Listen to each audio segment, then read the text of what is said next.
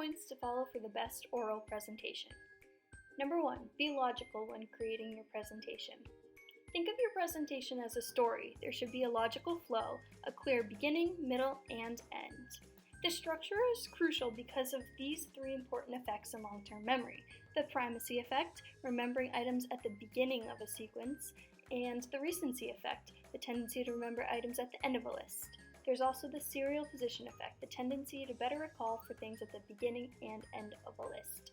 These effects emphasize strategically structuring the location of your most important information in a presentation. Number 2, less is more. A common mistake of inexperienced presenters is to try to say too much.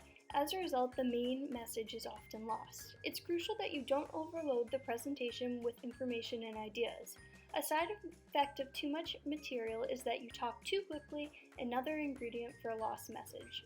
Don't put too much text on each slide.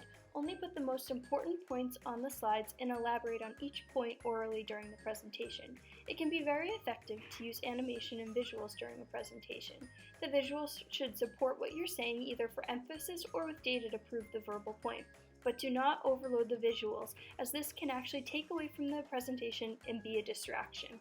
Make the points few and clear. A good rule of thumb is that if you ask a member of the audience about a week later about your presentation, they should be able to remember 3 points. If they remember these 3 points, but they're not the key points, then your emphasis was wrong. Number 3, maintain the audience's attention.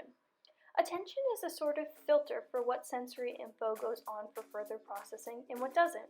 Attention can be selective, where we can focus our mental effort, and it can be divisible, where we can divide our focus on multiple events or stimuli at once. Attention is an energy system, and it has a limited capacity. So what does this mean? It can get run down. It requires work to pay attention.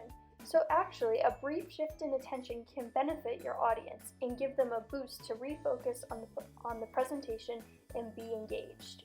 As a presenter, you have to be aware of when you're starting to lose the attention of your audience and try to regain their focus.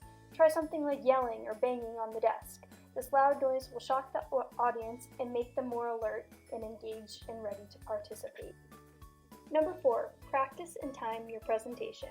When you give a presentation, stick to what you practice. It is common to deviate and even worse to start presenting material that you know less about than your audience does. The more you practice, the less likely you will be to go off on tangents. So just rehearse, rehearse, rehearse. In order to improve long-term memory performance, you must encode the information so that you can later retrieve it. Successful retrieval will depend on how you encode the information. A deeper level of encoding will result in a more successful retrieval. So how can you facilitate this retrieval? There are multiple ways. First is generation. You're more likely to remember something you create. Integration. Connecting ideas will also increase the amount of retrieval routes. Distinctiveness. The more distinct, the more likely you are to remember it. Testing. When you're tested on information, you're more likely to remember it. And organization. Organize and integrate things around one main concept. Number 5, ensure the main points are remembered. You must make the main points of your presentation clear and hammer them home to ensure the audience understands the key takeaways. Try to make your presentation as engaging and relatable to the audience as possible. Remember Gestalt psychology. The brain organizes perceptions of the world, so we perceive organized patterns of the whole, not individual bits and pieces. So metaphorically speaking, how do you want your presentation to be remembered on the whole? Also think about Sperling's study. He found that most, if not all, information gets into the sensory memory, but fades away very quickly. So how do you, as the presenter, ensure that the audience doesn't forget these main points? Well, think about the Waugh and Norman experiment. From this experiment, we know that we forget from short-term memory, mainly from interference, and secondly from decay.